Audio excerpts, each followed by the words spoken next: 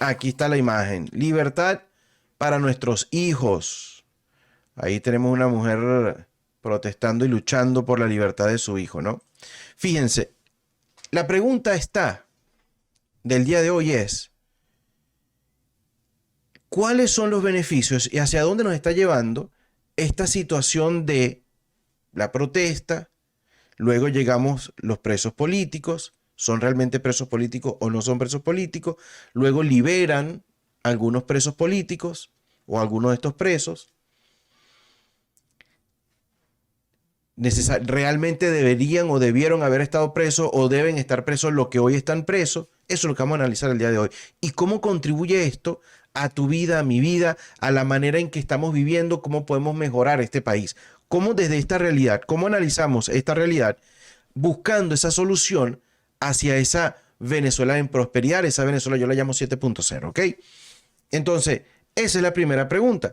Estas personas, para ir recordando, ahorita les voy a mostrar, hoy tenemos 3 videitos del análisis del día de hoy. Estas personas que están detenidas, que han sido liberadas del día sábado, para los que no lo saben o no son de Venezuela, el 28 de julio, se dieron las elecciones presidenciales. Mucha gente no estuvo de acuerdo con el resultado que anunció el CNE, el Centro Nacional Electoral, y salieron a protestar el día 29 de julio. Se detuvieron, se arrestaron una cantidad de personas, murieron unos, y se les pusieron o se les acusa de cargos por terrorismo, por destrucción, por incitación al odio, y entonces por eso están detenidos. Y la oposición, quienes están buscando un cambio político en Venezuela, hablan de estos presos como presos políticos porque están expresando el deseo del cambio, además defendiendo la victoria de Edmundo González y protestando contra esa decisión del CNE, ¿no? Entonces, vamos primero al primer video de lo que sucedió el día sábado. Vamos a ir analizando aquí poco a poco. Entonces, estos presos son hace 3 meses que comenzó toda esta situación y esta lucha. Vamos al primero acá. Aquí lo tenemos. Días de júbilo, alivio y emoción en las calles de Venezuela tras la liberación este fin de semana de al menos 107 presos políticos y una decena de menores detenidos tras las elecciones presidenciales en Venezuela. Así lo indicó el presidente de la ONG Foro Penal, Alfredo Romero. Se trata, entre otros, de mujeres, adolescentes, menores de edad y personas mayores. La verdad es que es algo terrible. Nunca nos imaginamos que pudiéramos estar detenidos peor que cualquier delincuente de este país. En una celda vivimos durante 2 meses y pico en una celda de 9 metros cuadrados donde teníamos el baño, teníamos todo allí mismo, 2 personas encerrados. Las liberaciones se sucedieron este sábado después de que el fiscal general de Venezuela, Tarek William Saab, anunciara la revisión de 225 casos vinculados a las protestas postelectorales, aunque por el momento no haya habido un pronunciamiento oficial por parte del régimen de Maduro. Las personas liberadas cuentan sobre las condiciones que vivieron en las cárceles, en muchos casos abarrotadas, bajo torturas y pasando hambre. Pasamos hambre, pasamos sueño, pasamos sed, pasamos ronchas, inquietudes, torturas, muchas cosas se pasaron allá adentro, pero gracias a Dios ya esa pesadilla se acabó y se va a terminar para todos en el nombre de Dios. En Venezuela, el número de presos políticos había aumentado drásticamente en los últimos meses, tras los comicios electorales del 28 de julio. Según el informe del Foro Penal, había casi 2.000 presos políticos en el país, el mayor número registrado en el siglo XXI. Según algunos expertos, la reciente liberación de presos políticos es el resultado de la presión internacional y un síntoma del temor de Nicolás Maduro a la llegada de Donald Trump a la Casa Blanca. Ok, fíjense, esa última parte, donde están diciendo que la liberación de estos presos políticos responde a la presión internacional y al nuevo presidente de los Estados Unidos, Donald Trump. Eso será verdad. Eso es lo que yo estoy tratando de analizar el día de hoy. Y si es así, entonces, ¿qué hace falta para que podamos cambiar la realidad? que vivimos los venezolanos, porque, oye, ya la idea es que no haya más presos políticos, que exista un buen Estado de Derecho, que uno se sienta en la confianza, en la justicia de Venezuela y que se pueda desarrollar un buen estilo de vida dentro de Venezuela, laboral, profesional, económico. Esa es la idea. No quién ganó, quién no ganó, no, ya que esto no exista. Entonces, ¿cómo nos está ayudando esta realidad? Y esa es mi gran pregunta, si es realmente gracias a la presión internacional. Ahora, yo les voy a traer estos dos próximos videos que son, el primero que vamos a ver es del 1 de junio del 2018. 1 de junio del 2018. Ya lo vamos a ver aquí. Déjame poner acá. Ahí está. Este viernes un grupo aproximado de 25 presos políticos que se encontraban encarcelados en el Helicoide fue trasladado hacia la Casa Amarilla, sede de la Cancillería, donde sesionó la Comisión de la Verdad que activó el gobierno de Venezuela como muestra de una posible reconciliación nacional. Y cuando el presidente Nicolás Maduro solicitó estas medidas lo más amplias posible para personas privadas de libertad por motivos políticos, en ese caso ustedes están siendo beneficiarios de esta medida. Un primer grupo. En las próximas horas el país irá conociendo los grupos siguientes que son sujetos de esta medida. Desde la sede del Servicio Bolivariano de Inteligencia, el legislador opositor y expreso político Richard Blanco abogó por la liberación de todos los detenidos. Que no hay razones para que estas personas hayan podido estar ni siquiera un minuto dentro de las rejas. La madre del dirigente opositor detenido Daniel Ceballos manifestó su satisfacción por la medida del gobierno venezolano. Lo voy a esperar aquí porque lo regresarán seguramente acá y lo que queremos es, bueno, llevárnoslo hoy a casa y tenerlo libre. Celebrar. Celebrar. Bueno, yo creo que celebrar es hacer justicia. La dirigente opositora María Corina Machado, por su parte, celebró la liberación de los que considera como rehenes del régimen de Maduro. Toda liberación de rehén en 20 la celebramos, porque cada día hemos acompañado el dolor de ellos y sus familias. Álvaro Algarra, Voz de América, Caracas. Ok, este video, como se los acabo de comentar, es del 2018. Del 2018, 1 de junio. Recuérdense que yo aquí estoy tratando de hacer lo más objetivo para buscarle una solución a la realidad en la que estamos viendo, porque el dolor de cada una de esas madres es impresionante, señores.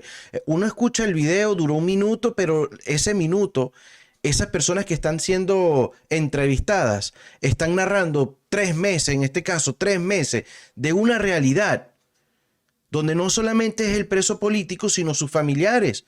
La mamá que ahora toda su vida, si tenía que trabajar, todo esto cambia. Una nueva realidad comenzó a vivir a partir del día en que su hijo fue detenido, su esposo fue detenido. Si el esposo ayuda en la casa con la comida o el trabajo, ya no van al trabajo, sino que van a buscar manera de visitar al familiar, buscando una esperanza en los abogados, buscando una esperanza en las cortes. Es un desespero enorme que tenemos que terminar. Entonces, tratamos de ser lo más objetivo para entender cómo esta situación nos está ayudando a salir hacia esa democracia, hacia esa Venezuela que queremos alcanzar.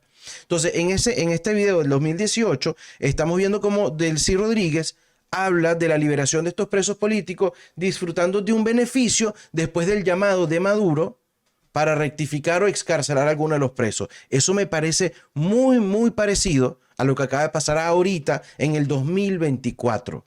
6 años después.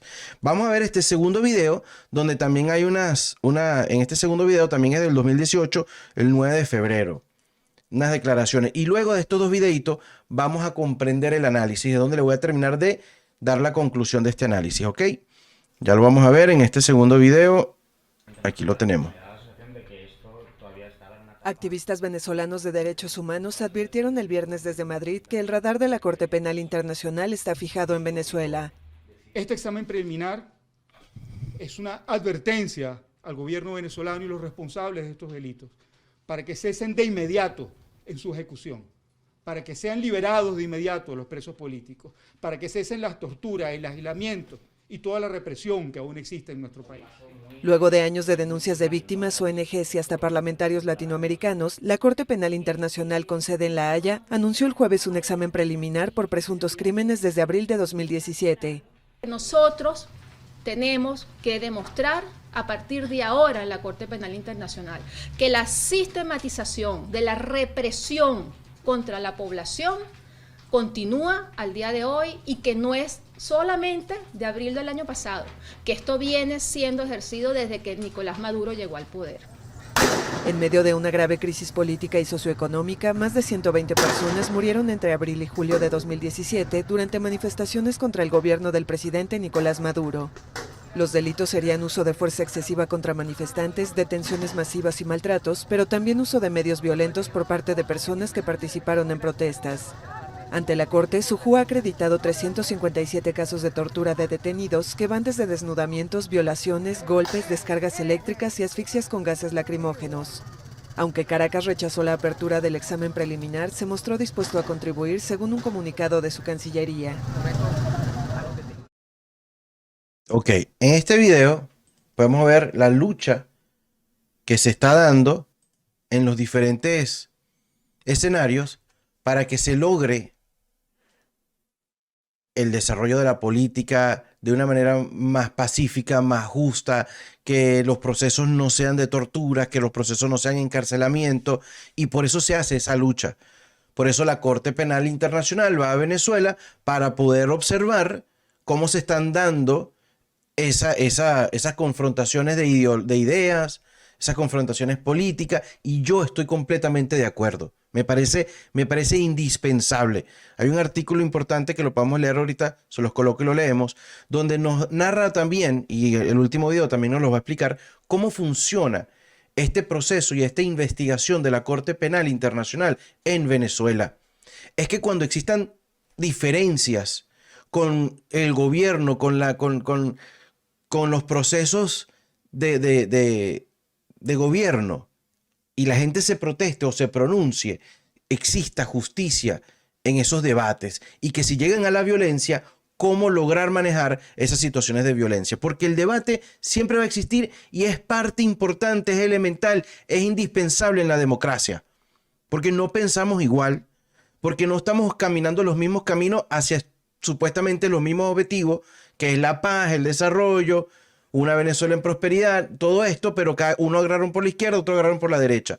Pero como los que ven que van porque el camino correcto es la izquierda, como los que ven que el camino es por la derecha, se entienden y confluyen en un camino que realmente lleve al país hacia esa prosperidad. Entonces, esto es indispensable, porque si el que tiene el poder completo obliga a todo el mundo a este camino y el que no piensa igual lo tortura, entonces la CPI, la Corte Penal Internacional, puede observar y decir, mira, pero es que estás siendo injusto y estás violando los derechos humanos. Es importante. Ahora, esta es la gran pregunta. ¿Debilita a Maduro?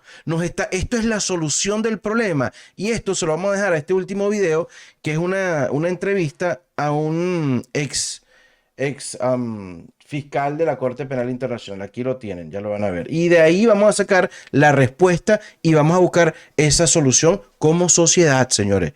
Porque los políticos son los políticos y ahí están haciendo su trabajo, pero la sociedad tiene que hacer el suyo y eso es una unión grande. Miren, aquí está el video.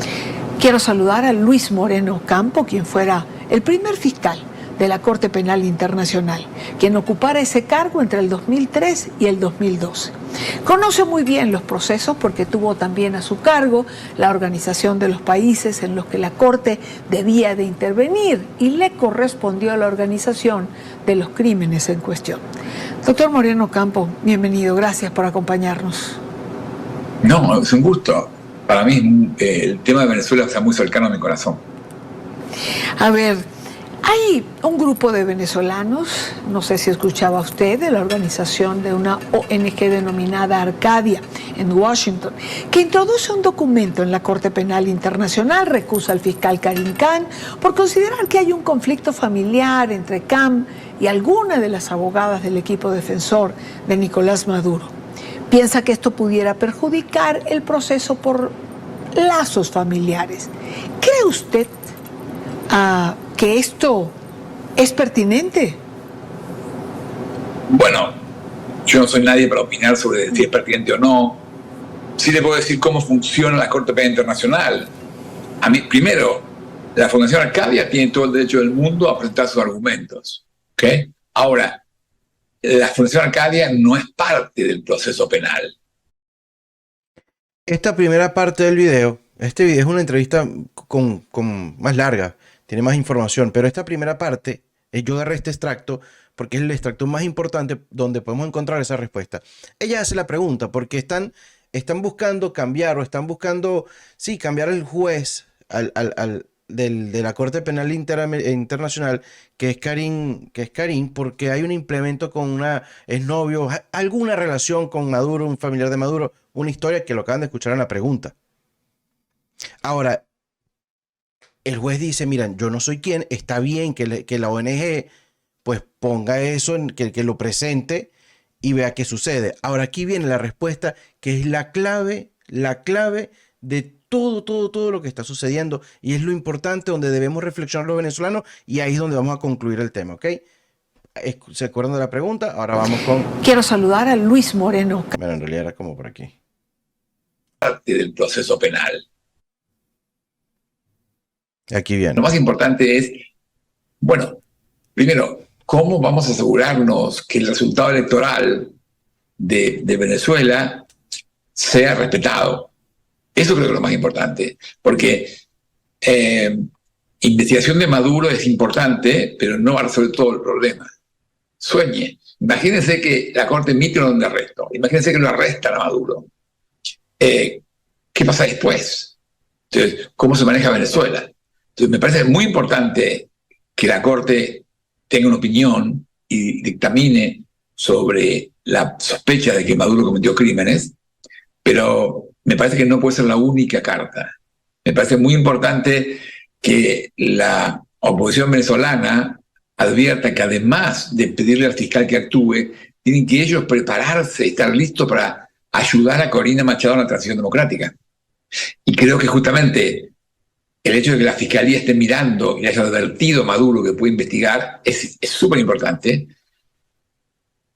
Otro dato relevante es que el secretario general Magro es siempre muy activo con Venezuela, y ahora el hecho de que Marcos Rubio aparezca como el candidato a ser responsable de relaciones extranjeras, exteriores del gobierno de Trump, es un dato que Maduro va a considerar, porque no son amigos. Entonces, me parece que hay un contexto que va más lejos de la recusación o de la fiscalía, y es cómo la oposición venezolana se articula atrás de Corina Machado, ayuda a que el resultado electoral se respete y promueve una transición democrática.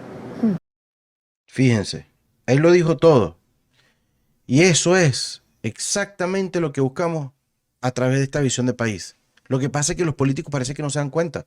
Él dice cómo es que primero se va a hacer respetar el proceso electoral, los resultados de las elecciones.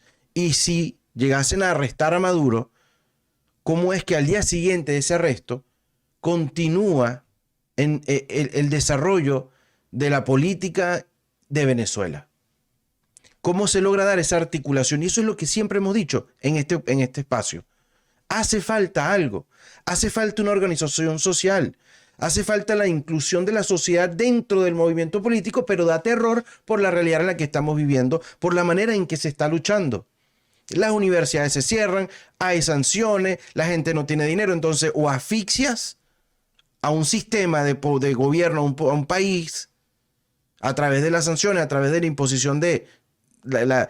el que piensa diferente tampoco tiene razón, o le das oxígeno para que entonces se desarrolle esa sociedad que va a buscar el tránsito hacia esa democracia.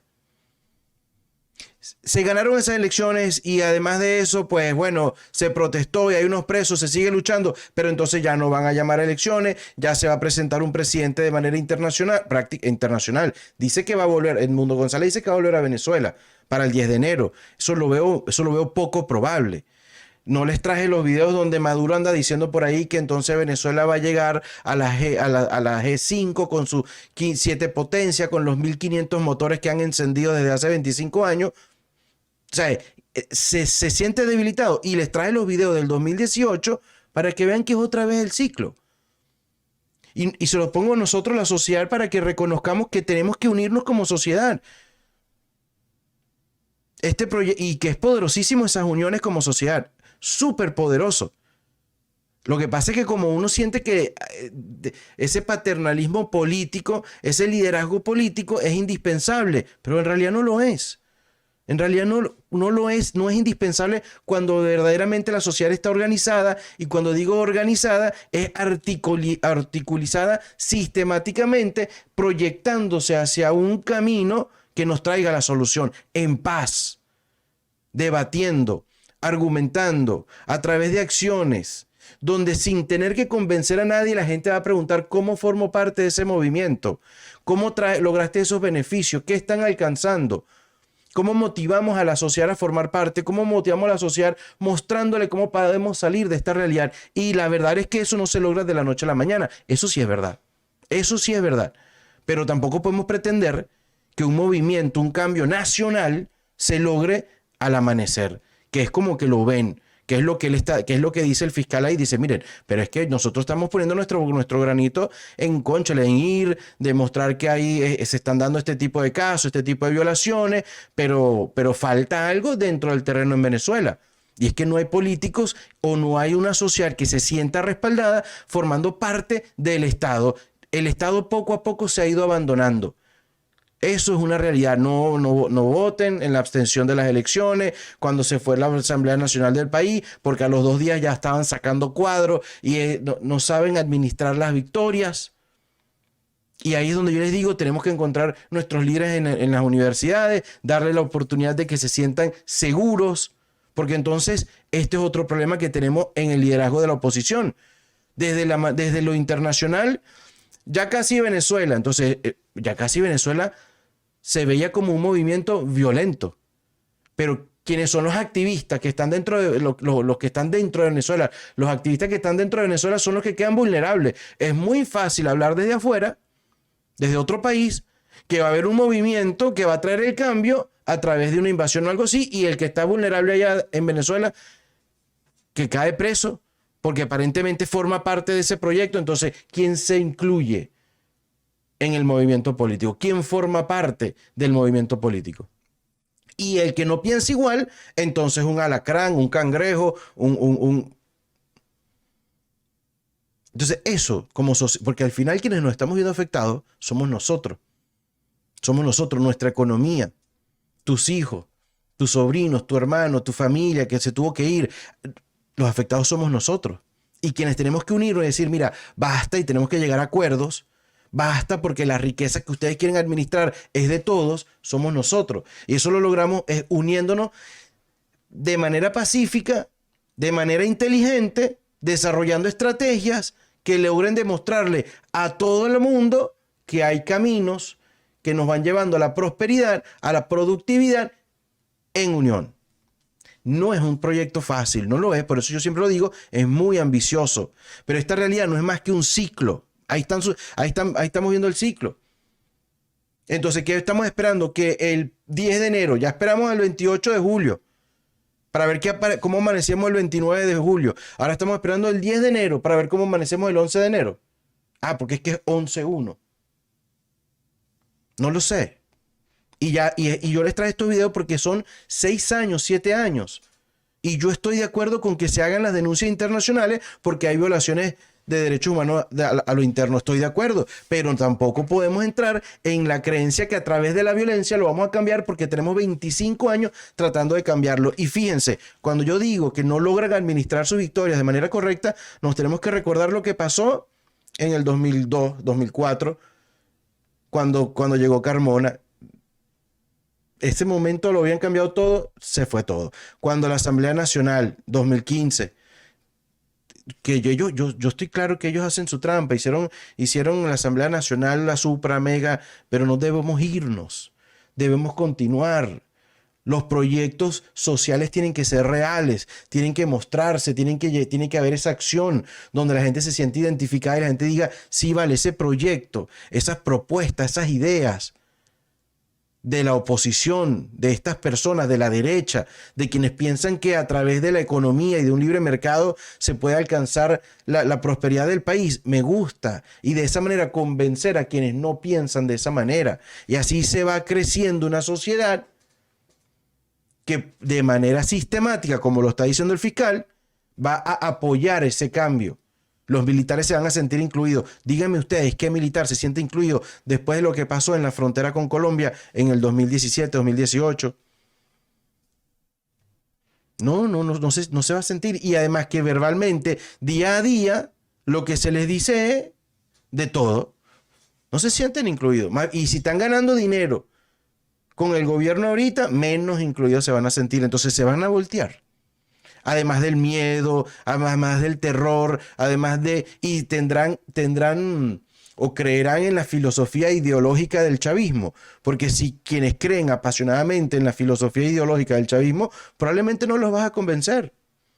Muy probablemente no los vas a convencer. Entonces la verdad es que tiene que ser un movimiento con calma, en unión, que a través de acciones y de proyectos le vayamos demostrando a la sociedad que sí hay una manera de vivir mejor, que sí hay una manera de conquistarlo. Y yo estoy seguro que se puede. Es ambicioso. Por eso yo los invito a formar parte de este movimiento. En la primera fase, construcción de la comunidad virtual. Y después vamos develando las estrategias que iremos utilizando, organizativas.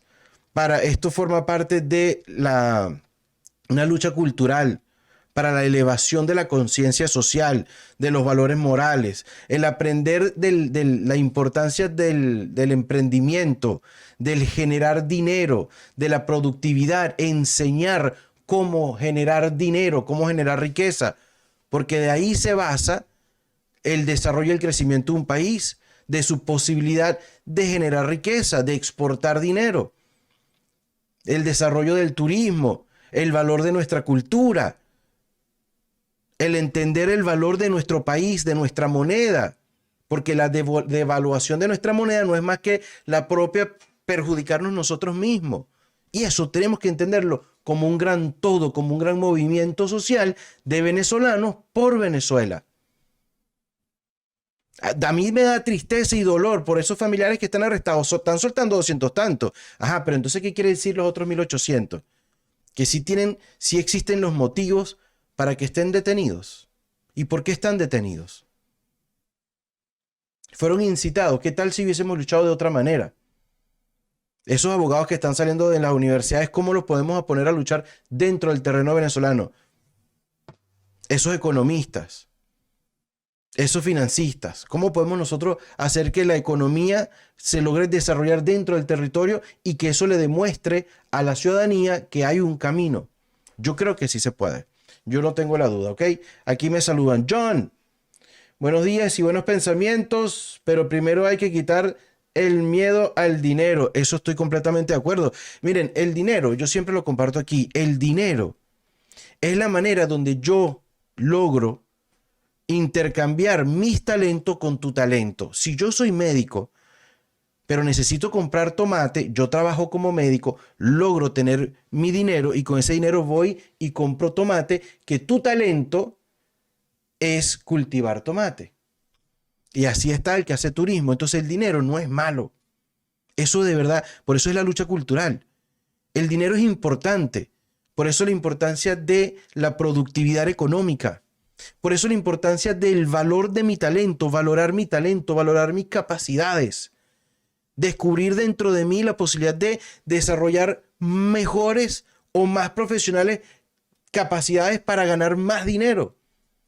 Y la importancia de reinvertir ese dinero en mi país como sociedad. Si somos 20 millones de venezolanos, ¿cuánto no podríamos lograr si cada uno de nosotros valora su talento, cobra por su talento? Es una economía que se mantiene en movimiento, en constante movimiento.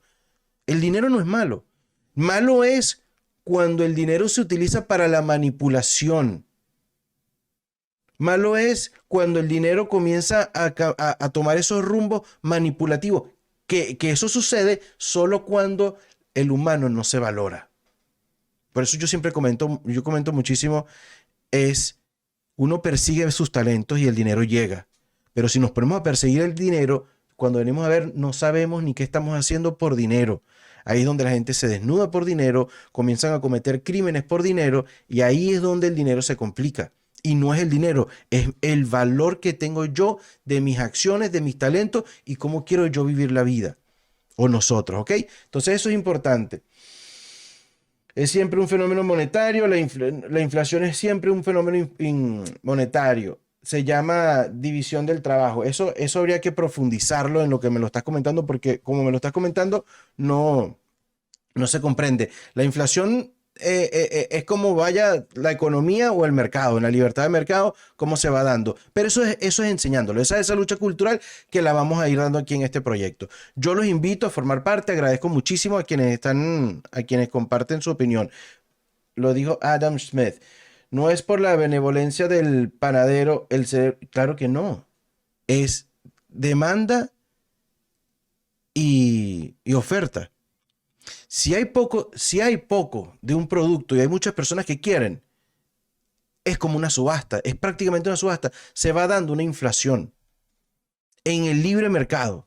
No es porque alguien quiere subir el precio, que también puede ser. Si 5 o 10 panaderos se ponen de acuerdo y comienzan a subir el precio, entonces es un fenómeno inflacionario, pero estimulado, motivado, manipulado. Esa es la situación de los valores morales. Si lo dejamos libre en el mercado libre, entonces eso va a depender de la oferta y la demanda. Lo que pasa es que se pongan de acuerdo.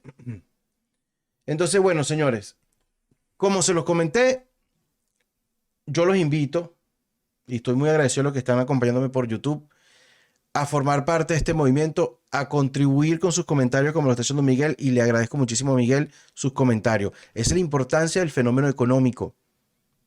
Esa es la importancia del fenómeno económico, porque es como también muchísimo la sociedad se motiva a formar parte de ese desarrollo. Es indispensable, porque el día de mañana, para poder comprar cualquier producto en la geopolítica, en el mundo, o importar cereal, importar gasolina, importar lo que se tenga que importar, se necesita un dinero. Y ese dinero lo tenemos que producir los venezolanos dentro del territorio, ¿ok? Bueno, señores, les agradezco muchísimo que me hayan acompañado el día de hoy. El día miércoles yo les estaré anunciando de qué será el tema del día miércoles. Yo los invito a escuchar el del dólar, que los dejé ahí. Ahorita que Miguel está hablando muchísimo, a él le gusta mucho el tema de la economía. Ese del dólar es importante. El efecto de Marco Rubio, el efecto de Donald Trump y cómo le podría ir a Venezuela en cuanto a la economía, la devaluación del bolívar o que podríamos estar a las puertas de una nueva hiperinflación. Eso es importante. Ese programa es importante verlo porque muchísima de la manera en la que cada uno de nosotros nos enfocamos o tomamos la decisión que queramos tomar de manera política a quién estamos apoyando, mucho tiene que ver con la consecuencia o la realidad que estaremos viviendo en los próximos años. ¿Ok? Por ahí esta mañana estuve leyendo que hay como 350 compañías públicas que van a ser privatizadas. Entonces ya vi, ese podría ser el tema para el día miércoles. Yo les estaré comentando, ¿ok? Muchísimas gracias por acompañarme. Recuerden que me encuentran por Instagram como John Pérez 10, John Pérez 10, y también como Proyecto por un Futuro Venezuela, ¿ok?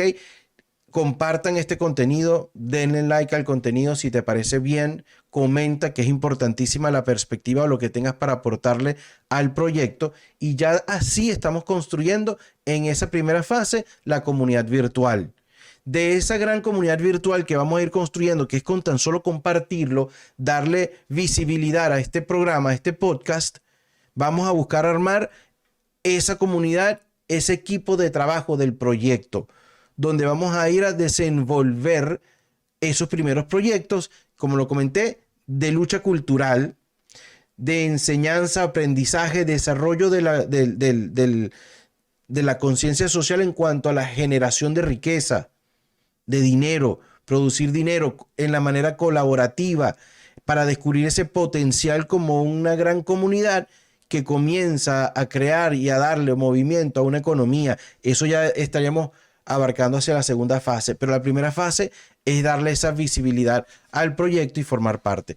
Va a ser muy bueno, es un ganar-ganar, es un proyecto que busca la autosustentabilidad de sí mismo, donde cada uno de nosotros iremos aprendiendo cómo formar parte de ese autosustento, y la única manera de que eso se logre es que el proyecto gane y cada persona vaya ganando también, ¿ok? Entonces, así que los espero, les agradezco muchísimo acompañarme, que tengan un excelente lunes, un excelente inicio de semana y que Dios me los bendiga.